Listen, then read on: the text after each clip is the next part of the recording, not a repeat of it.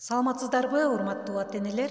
Гапыр Мадаминов агайыбыздын «Ата-энелер сиздер үчүн» китебинин номер 37-сабак «Балдар тарбиясындагы мүнөздүү каталыктар жана алардын себептери» деген темабыздын 3-бөлүмү. Сабакты даярдаган Салтанат Бейшенова, Талас облусу. Урматтуу ата-энелер, сиздер буга чейин таблицанын ичиндеги 9-бөлүкчөгө чейин маалымат алгансыздар. Ал эми бүгүнкү берүүбүздө 10-чу ата-энени чоңдорду сыйлабоо. Кандай үй бүлөдө тарбияланган балдар мына ушундай болушу мүмкүн. Көңүл буруңуздар, урматтуу ата-энелер. Үй бүлө тарбиясында бир калыпта бирдей мамиле жок. Тарбия эрежелери таасир берүү, кескин, тез өзгөрүп турат. Ыгы жок эмоциялуу, ызычуу, тилдөөдөн кийин кайра эркелетип, бөйпөңдөп, элжирөө, маскарапоздук жана башкалар. Ата-энелерден, чоңдордон бирдей калып, акылдуу, олуттуу жана башка адамдык сапаттарды сезе албайт. Үй бүлөдө байлыкка сыйынуу, баардык нерсени акча, байлык менен өлчөнүшү.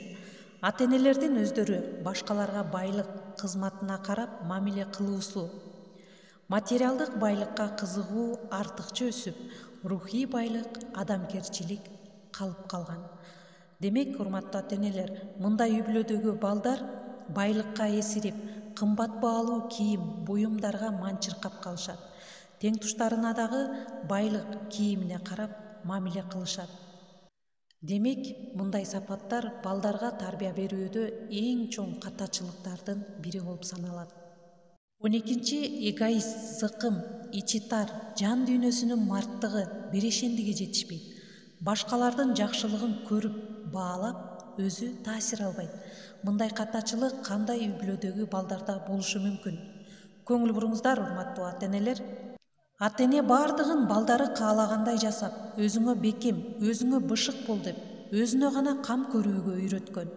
Бирөөгө берип койбо, жемиңди жедирбе деген сыяктуу сөздөрдү көп айтышкан. Берекени бирөө менен бөлүшүү, жакшылыкты көрүп ага ыраазы болуу, ошондой эле аны баалоо, жакшылык жасоо урахатын сезген эмес. Натыйжада үй бүлөдө бирешендикти, марттыкты, айкөлдүктү көрбөгөн балдар эгоист, зыкым, ичи тар, жан дүйнөсүнүн марттыгы, бирешендиги жетишпеген балдар болуп өсүп чыгат экен. 13-чү шөмтүрөп өзүн тыккан алып жүрө албайт. Мындай балдар кандай үй бүлөдө болушу мүмкүн? Көңүл буруңуздар, ата-эне үй тиричилигинде тазалык, тыккандыкка маани берип, үлгү көрсөтүп, ыпластыктан уялууга тарбиялаган эмес. Үй эмеректери, кийим-кечелер, буюмдар жана башкалар өз ордунда, ирети менен жайгашкан эмес. Демек, мына ушундай үй бүлөдө тарбияланган балдар шөмтүрөп өзүн тыккан алып жүрө албашы мүмкүн экен. Көңүл буруңуздар, урматтуу ата-энелер, биздин бүгүнкү темабызга байланыштуу кошумча маалымат катары айта кетейин. Диана Луманстын бала тарбиялоодогу ой толгоолору. Эгерде баламды кайрадан тарбиялоого мүмкүнчүлүгүм болгондо, ага сөөмөй кезеп, ар нерсени тыюу сала бергендин ордуна сөөмөйүм менен анын колун кармап, сүрөт тартканды үйрөтмөкмүн.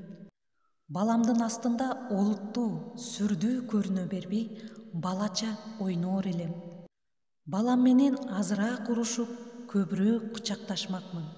Эң биринчи өзүн өзү сыйлоону үйрөтөр элем.